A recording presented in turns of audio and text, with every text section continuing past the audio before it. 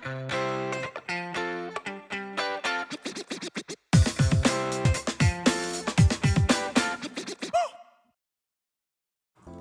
Samsung Mates, ketemu lagi bareng saya Bima, tutor graphic design di Samsung Univ Indonesia untuk batch 10. Nah, di batch ini, kelas graphic design di Samsung Univ Indonesia membahas tuntas terkait keperluan graphic design untuk webinar, yang mana sekarang ini lagi rame, lagi banyak peminatnya karena terkait pandemi COVID-19.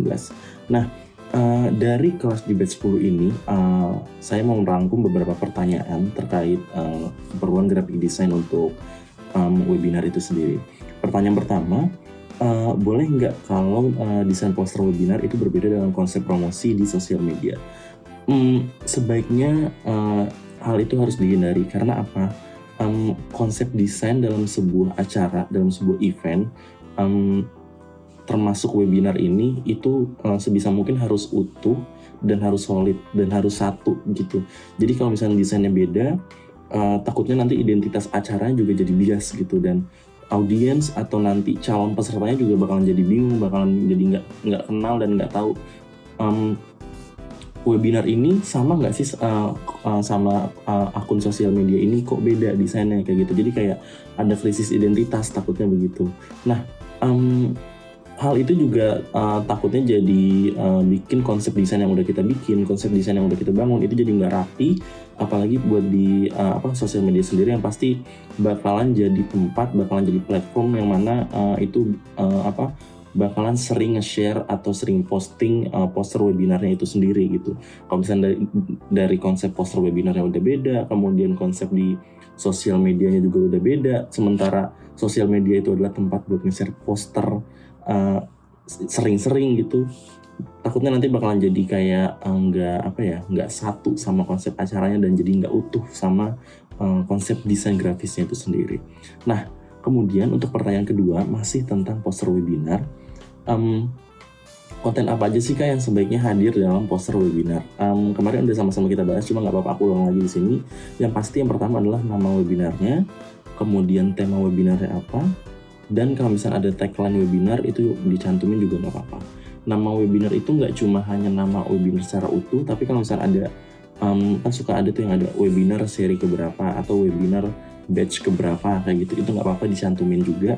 Yang penting semua informasi itu, baik nama, tema, kemudian seri webinarnya, itu harus seinformatif mungkin bisa dicantumin di posternya itu. Kemudian poin yang kedua adalah pasti ada narasumber, yang namanya webinar pasti ada pembicara, ada speakernya.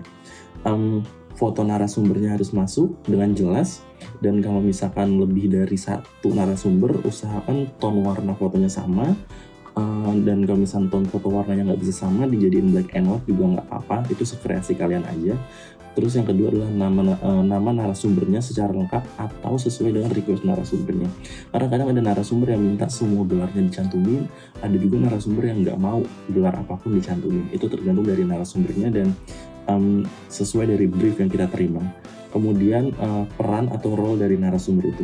Jadi kayak misalnya narasumbernya adalah CEO dari perusahaan apa, atau mungkin dosen di universitas mana, atau mungkin portfolionya apa, itu dicantumin buat jadi identitas si narasumbernya itu sendiri.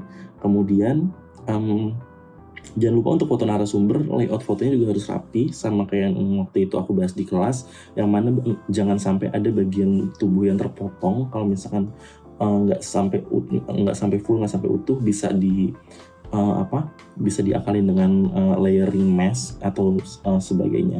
Nah, kemudian informasi webinarnya itu pasti dari mulai waktu, tanggal, tahun, bulan, platform yang digunakan, entah itu pakai Zoom meeting atau pakai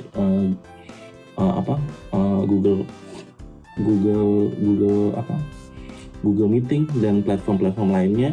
Kemudian registrasinya bagaimana, kemudian narah hubungnya siapa aja, dan yang pasti untuk mengundang banyak audiens, benefit juga harus dimasukkan. Benefit itu kayak misalkan seminarnya gratis kah, atau misalkan dapat e-certificate, atau misalkan dapat merchandise untuk beberapa pendaftar pertama yang kayak gitu-gitu.